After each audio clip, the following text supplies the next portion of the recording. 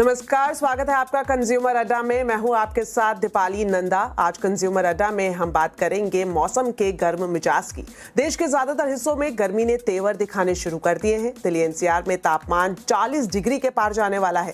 राजस्थान, उत्तर प्रदेश में 42 से 43 डिग्री तक पहुंचने की आशंका जताई गई है। मौसम विभाग ने ये साफ चेतावनी दी है कि इस साल अप्रैल से जून तक सामान्य से ज्यादा गर्मी पड़ेगी।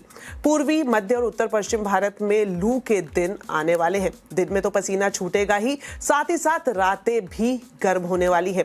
हीट वेव, डिहाइड्रेशन, थकान, चक्कर आना, ये तमाम शिकायतें आम सी होने वाली है। तो कैसे गर्मी के मौसम में, या फिर कहूं कि चिलचिलाती गर्मी में, आप खुद का और अपने परिवार का बचाव कर सकते हैं? आज कंज्यूमर अड्डा में हम इसी पर ही अपने खास मेहमानों के साथ चर्चा करेंगे। और आज हमारे साथ जुड़ रहे हैं डॉक्टर सुरंजीत चटर्जी, जो इंद्रप्रस्थ अपोलो हॉस्पिटल में इंटरनल मेडिसिन में सीनियर कंसल्टेंट हैं। साथ ही हमारे साथ शामिल होंगी जानी मानी dietitian and nutritionist doctor Riddhima Khamsera. आप दोनों का बहुत बहुत स्वागत है कंज्यूमर अड्डा में।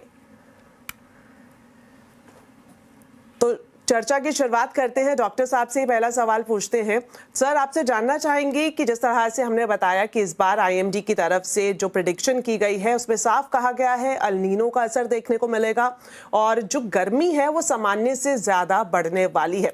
और सबसे बड़ा खतरा जो गर्मी में रहता है वही आपसे जानेंगे, उसके लक्षण जानेंगे कि हीट एग्जॉर्शन या फिर हीट स्ट्रोक, सबसे बड़ा खतरा क्या रहता है?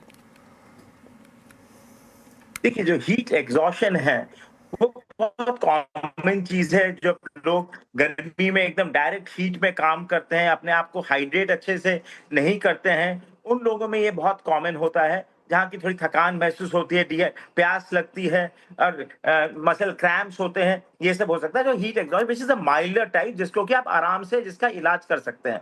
और जो हीट स्ट्रोक होता है वो मेडिकल इमरजेंसी होती है, जहाँ 40 डिग्री से भी ज्यादा बॉडी का तापमान होता है। वहां डिफरेंट ऑर्गन्स जो बॉडी के होती हैं वो पूरी अफेक्ट हो जाती है, जैसे किडनी, लिवर, ब्रेन सब अफेक्ट हो जाती हैं। और अगर उसका इलाज ठीक टाइम पे नहीं किया गया तो आदमी की मौत भी हो सकती है। तो इसलिए हमें हीट से या गर्मी से संभल के रहना बहुत जरूरी है। अपने आप को हाइड्रेट करना बहुत जरूरी है। Colour of the cloth, light colour cloth पहनना जरूरी है, लूज क्लोथ पहनना जरूरी है।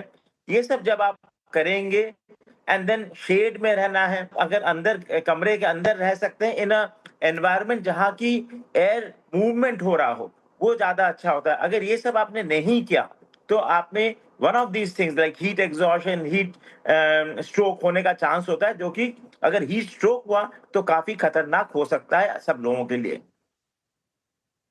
रिद्धिमा जी, आपसे जानना चाहेंगे कि गर्मी की शुरुआत होते ही अक्सर जो एक काफी कॉमन सी कंप्लेंट रहती है खुद को लेकर, वो यही कि शरीर में जान नहीं है। अचानक से जो एनर्जी का लेवल है वो इतना नीचे चला जाता है कि थकान बहुत ज्यादा महसूस होने लगती है और पूरी दिनचर्या पर उसका असर पड़ता है। तो सबसे पहले आपसे यही जानना चाहेंगे, बदलते मौसम के साथ जब गर्मी ने अब दस्तक दे ही दी है, डाइट में बदलाव कितना जरूरी है? एक्चुअली बहुत जरूरी है। अगर आप ध्यान से देखें, जब हम हाइड्रेशन की बात करते हैं ना, तो हम खाली पानी की बात नहीं करते, हम इलेक्ट्रोलाइट्स की भी बात करते हैं। हम उन सब्जियों की बात करते हैं जिससे हमारी बॉडी पे डाइजेस्टिव हो, यानी हमें उनको पचाने में थोड़ा ईज आउट हो सके, या फिर जब हमारी बॉडी के टेम्परेचर को मेंटेन कर सके, क्योंकि अदरवाइज हमें थर्मोजेनेसिस यानी अपने बॉडी के टेम्परेचर को मेंटेन करना बहुत जरूरी है। आमतौर पर ह्यूमन बॉडी जो होती है वो रूम टेम्परेचर पे सबसे बेस्ट वर्क करती है। लेकिन अगर बाहर अपन गर्मी में जाते हैं तो हमें कुछ ऐसे खाना खाना चाहिए जिससे हमारी बॉडी में कूलिंग इफेक्ट आती है। अगर आपने नोटिस करा होगा, इस टाइम पे सब्जियां जो आती हैं, जैसे घिया, तोरई, टिंडे, जो ज्यादातर बच्चों को वैसे पसंद नहीं है, पर ये बहुत बेनिफिशियल होते हैं। अगर आप फ्रूट्स में बात करते हैं तो खरबूजा, तरबूज, ये सारी चीजें कहते हैं, इनमें वाटर कंटेंट काफी ज्यादा होता है। खीरा, इन सब में वाटर कंटेंट काफी अच्छा होता है। उसके अलावा खाली यही नहीं, हमें अपने ग्रेन्स पर भी ध्यान रखना चाहिए कि हमें वो ग्रेन्स खाने चाहिए जिनकी तासीर थोड़ी ठंडी हो, जैसे जौ का आटा, जवार का आटा। हालांकि गेहूं के साथ मिक्स है तो गेहूं की भी तासीर ठंडी होती है और गेहूं हमारा ट्रेडिशनल ग्रेन है। यहाँ पे इसकी तासीर के हिसाब से लेके चलते हैं तो ये बहुत अच्छा रहता है। मिलेट्स पे बहुत अच्छे रहते हैं, एक्सेप्ट बाजरा। बाजरा की तासीर गर्म है। सो अदर देन दैट, जो भी जिसकी तासीर अच्छी है, ठंडी है, वो हमें लेना चाहिए ताकि हम अपने आप को डाइजेशन में हमें दिक्कत नहीं है। जब भी आप अपने दिन शुरू करें, याद रखिएगा इस समय धनिया पुदीना मार्केट में बहुत अच्छा आ रहा होता है।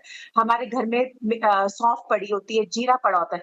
इसको आप बना के इन्फ्यूज्ड वाटर बना सकते हैं, धनिया पुदीने की चटनी यूज कर सकते हैं, ताकि आप अपने खाने में उसको रेगुलर कंजम्पशन में रखेंगे तो आपको हीट स्ट्रोक के चांसेस कम होते हैं, आपकी बॉडी प्रिपेयर होनी शुरू हो जाती है।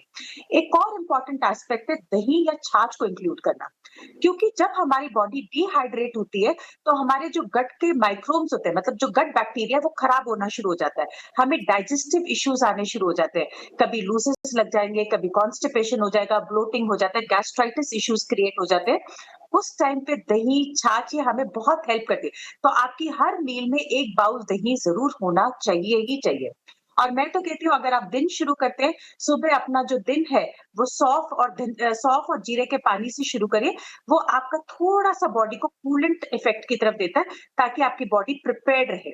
एक और इम्पोर्टेंट बात है जो मैं फोकस करना चाहती हूँ, जब भी आप बाहर जाते हैं, बिफोर गोइंग आउट, एक तो खाली पेट बाहर मत जाइए, और जाने से पहले आप नारियल का पानी, क्योंकि वो नेचुरल इलेक्ट्रोलाइट वाटर है, ये छाछ काला नमक डाल के या नींबू पानी काला नमक डाल के जरूर पी के जाइएगा, ताकि आपकी डिहाइड्रेशन की प्रॉब्लम थोड़ी कंट्रोल रहे।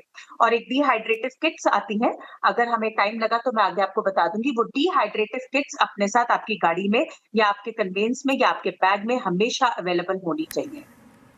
बिल्कुल, हम इस सभी